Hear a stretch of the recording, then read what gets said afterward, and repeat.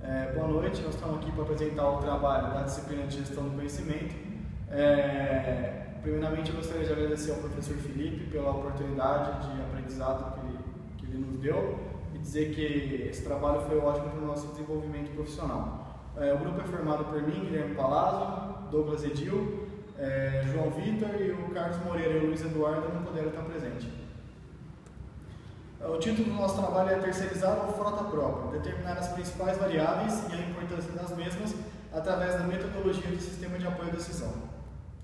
O objetivo do nosso trabalho é estabelecer para o varejo da região de Ribeirão Preto qual a melhor forma de transporte, frota própria ou frota terceirizada. Nosso mentor é o professor mestre Daniel Fernando Bozutti.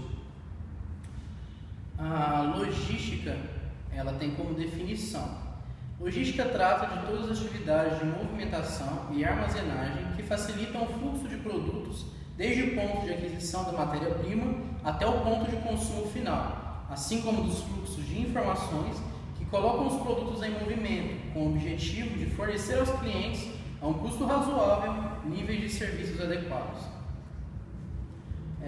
Contexto e história, um pouquinho da história da logística. A logística ela se divide em 4 fases. Primeira fase, chamada de atuação segmentada, teve início logo após a Segunda Guerra Mundial. Nessa época ainda era muito escasso, não existia sistemas de comunicação como existe atualmente. Ainda não existia o telefone, rádio, estava no começo do rádio e ainda não existia a internet. O estoque era elemento-chave na cadeia de suprimentos. A estratégia competitiva nessa primeira fase era a racionalização de estoque. Segunda fase, chamada de integração rígida, surgiu a partir da crise do petróleo dos anos 70. Na época havia multimodalidade dos transportes, ou seja, de um transporte passou a ser vários. Previsão de demanda, a criação do MRP1 e MRP2 e o aumento nos custos logísticos. O aumento no custo logístico ele aconteceu pela seguinte forma: como houve a crise do petróleo, produtos derivados do petróleo teve um aumento muito grande, o que ocasionou o aumento também do transporte das mercadorias, porque a gasolina é proveniente do petróleo. Terceira fase, chamada de integração flexível, é a integração entre fornecedores e clientes e entre empresas, apenas de duas em duas empresas. Houve o intercâmbio de informações, preocupação com a satisfação do cliente em todos os níveis. Até então não havia tal preocupação. Busca utópica por estoque zero. Quarta fase, chamada de integração estratégica. Logística era o fator diferencial competitivo nessa fase. Surgimento das empresas virtuais, do e-commerce, ou seja, compra pela internet. Surgimento do SCM, da gestão da cadeia de suprimentos, ou seja, empresas diferentes em diferentes lugares, elas se uniam entre si. Houve a quebra de barreira entre os agentes empresariais. Concentração no core e competência, ou seja, a terceirização. Surgimento do ERC, Efficient Consumer Response. Por definição, nesses assuntos de logística, nós temos a logística inbound, na qual é a parte que corresponde ao conjunto de operações associadas ao fluxo de materiais e informações, desde a fonte de matérias-primas até a entrada na fábrica. Outro tipo de logística é a logística outbound, na qual relaciona-se com a armazenagem simples através de estruturas compartilhadas, por exemplo, assegurando a distribuição de materiais e produtos acabados nos pontos de uso, consumo, da maneira mais eficiente possível e nivelado com a demanda. Logística de transportes é a atividade logística mais importante por absorver em média 2/3 dos custos logísticos. É essencial devido à movimentação da matéria-prima ou produtos acabados que uma empresa opera. A importância da escolha do tipo de logística.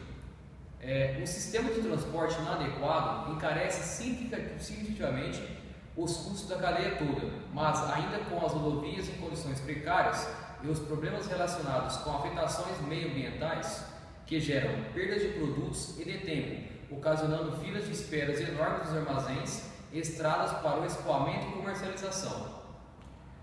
Definição de terceirização. Terceirização são acordos que emergem quando as firmas contam com mercados intermediários para prover capacidades específicas que suplementem aquelas da própria firma.